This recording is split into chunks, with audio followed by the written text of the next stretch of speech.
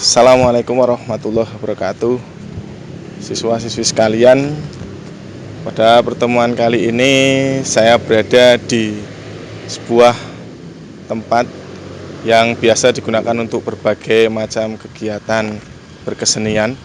Kali ini saya ada di Kompleks Taman Budaya Jawa Tengah. Tepatnya sekarang saya berada di depan Galeri Seni Rupa, yaitu sebuah tempat untuk mengadakan pameran seni rupa, tempat berekspresi, tempat berapresiasi untuk segala kegiatan pameran. Siswa-siswi semua, materi kita setelah ini yaitu apresiasi dan kritik karya seni rupa.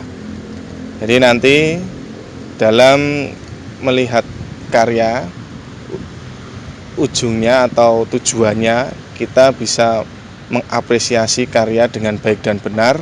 Setelah itu kita bisa menulis kritik dan mengapresiasi karya seni rupa tersebut, baik itu lukisan, patung maupun seni instalasi atau karya seni rupa yang lain.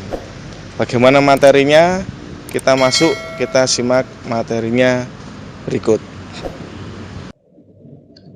Kita mulai dari apresiasi dan kritik seni rupa. Sebelum masuk pada materi apresiasi dan kritik seni rupa, kita belajar dulu tentang seniman. Apa itu seniman? Karena nanti masuk materi, semua bahasa, semua istilah yang kita pelajari mulai kita biasakan dengan istilah di bidang seni.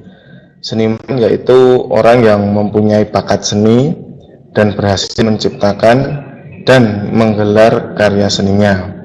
Ini dari KBBI atau Kamus Besar Bahasa Indonesia. Difahamkan dulu ya seniman.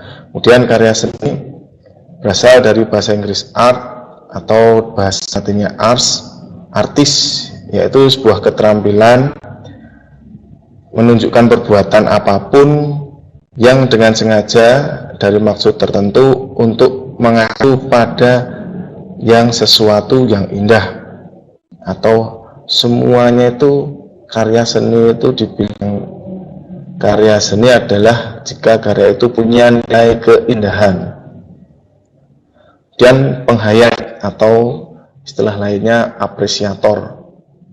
Apa itu? Yaitu seorang individu yang mampu merespon potensi bentuk visual dan makna dalam suatu karya seni rupa.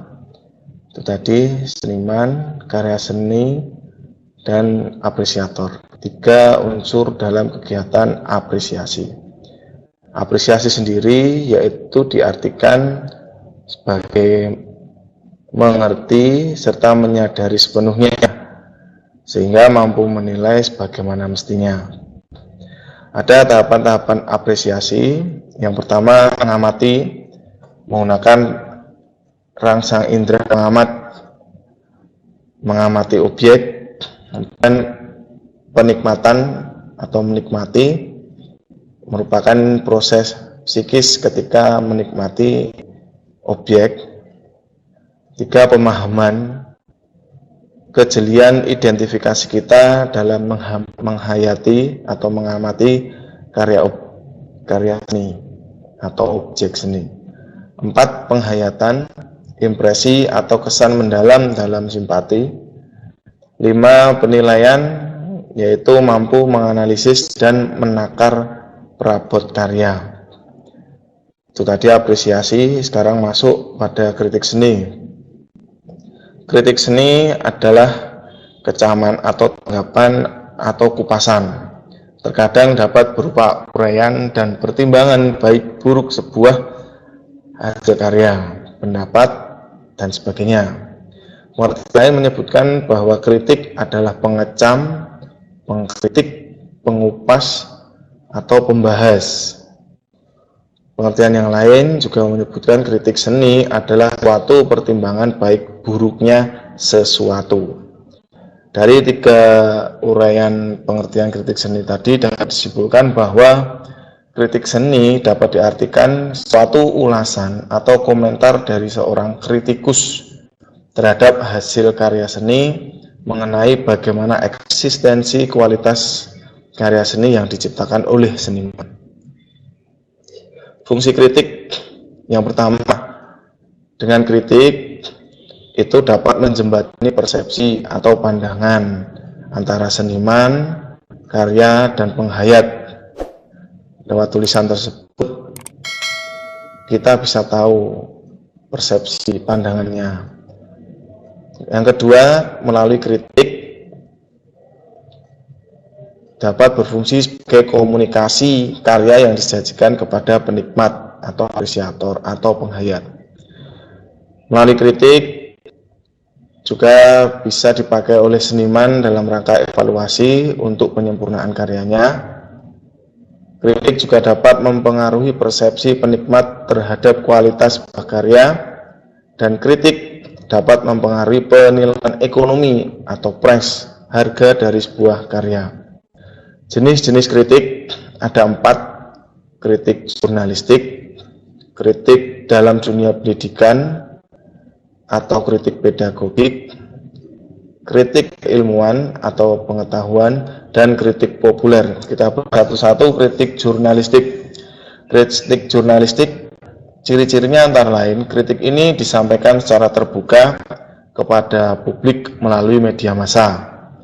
Bentuknya biasanya berupa berita yang mengganti pengalaman visual.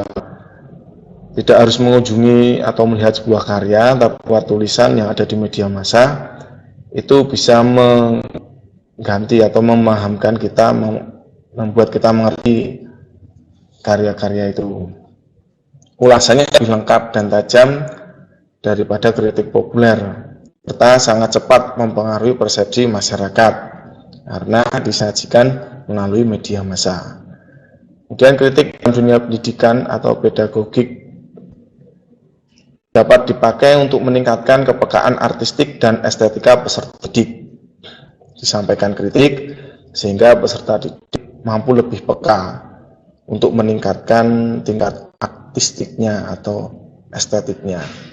Kemudian kritik ini sering digunakan oleh guru di sekolah dan sering dikaitkan dengan mata pelajaran seni. Selanjutnya, kritik populer biasanya untuk kalangan masyarakat umum, bersifat pengenalan bentuk luar saja, atau umumnya untuk publikasi sebuah karya. Gaya bahasanya sederhana dan mudah difahami. Selanjutnya, kritik keilmuan. Ini kritik yang disampaikan harus memiliki derajat wawasan pengetahuan yang mendalam. Artinya yang menyampaikan juga seorang yang memiliki ilmu yang lebih. Disampaikan oleh seorang kritikus yang telah terbukti kepakarannya. Aktivitas kritiknya melalui sebuah metodologi tertentu, tidak ditulis seperti kritik populer atau jurnalistik. Hasil kritiknya sering dijadikan referensi para kolektor dan kurator di museum, galeri, dan balai lelang. Setelah jenis kritik, kita masuk pada bentuk kritik berdasarkan titik tolak atau titik tolak landasannya. Yang pertama ada kritik formalistik, kemudian dua kritik ekspresifistik, ketiga kritik instrumentalistik. Kritik formalistik merupakan kritik yang melihat kualitas karya berdasarkan konfigurasi unsur-unsur pembentukannya atau susunan unsur-unsur pembentukannya, prinsip penataannya, bahan, teknik, medium yang digunakan dalam berkarya seni, terlihatnya secara visual. Jadi kritik ini memandang fisiknya. Dan kritik ekspresifik itu kritik yang menilai sebuah karya berdasarkan kualitas gagasan dan perasaan yang ingin dikomunikasikan oleh perupa melalui sebuah karya seni. Di kritik ini lebih melihat ekspresinya seorang seniman. Juga kritik instrumentalistik yang cenderung menilai karya berdasarkan kemampuannya mencapai tujuan. Karya ini dijadikan sebagai instrumen atau alat pencapaian tujuan. Kritiknya ditulis seputar itu.